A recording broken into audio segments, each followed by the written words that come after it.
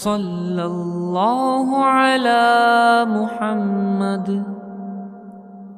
صلی اللہ علیہ وسلم۔ السلام علیکم ورحمۃ اللہ تعالی وبرکاتہ۔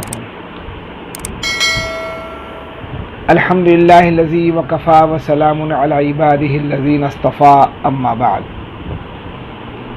میرے محترم بزرگوں اور دوستوں اور میری ماں اور بہنوں، آج کا موضوع ہے مٹی کھانے کے نقصان۔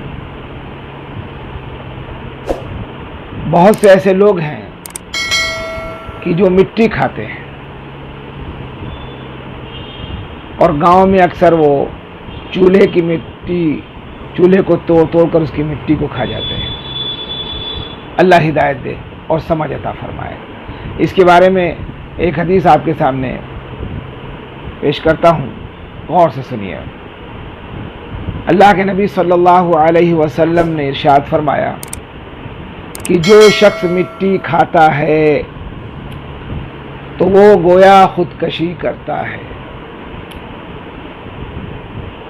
کتنا بڑا گناہ ہے مٹی کے کھانے کا۔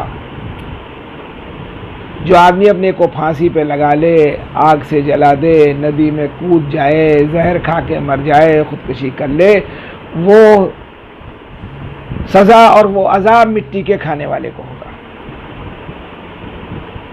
اس لیے جو لوگ مٹی کھا رہے ہیں وہ اللہ سے توبہ کر لیں اور اس عادت کو چھوڑ دیں۔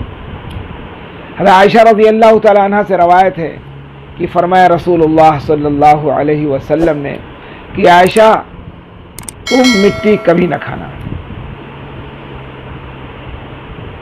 اے عائشہ، تم مٹی کبھی نہ کھانا، کیونکہ اس میں 3 نقصان ہیں۔ پہلی چیز کیا ہے؟ مٹی کھانے والا ہمیشہ بیمار رہتا ہے، ہمیشہ بیمار رہتا ہے۔ اور دوسری چیز کیا ہے؟ اس کا پیٹ بالکل خراب ہو جاتا ہے۔ اور تیسری چیز کیا ہے؟ اس کی رنگت پیلی ہو جاتی ہے۔ یہ 3 نقصانات ہیں۔ اللہ تعالی ہم سب کو اس حدیث پاک پہ عمل کرنے کی توفیق عطا فرمائے۔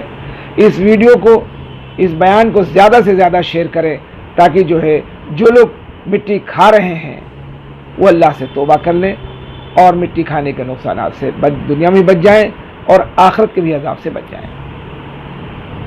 اللہ تعالی ہم سب کو عمل کرنے کی توفیق عطا فرمائے۔ وآخر دعوانا ان الحمد للہ رب العالمین۔ السلام علیکم ورحمۃ اللہ وبرکاتہ۔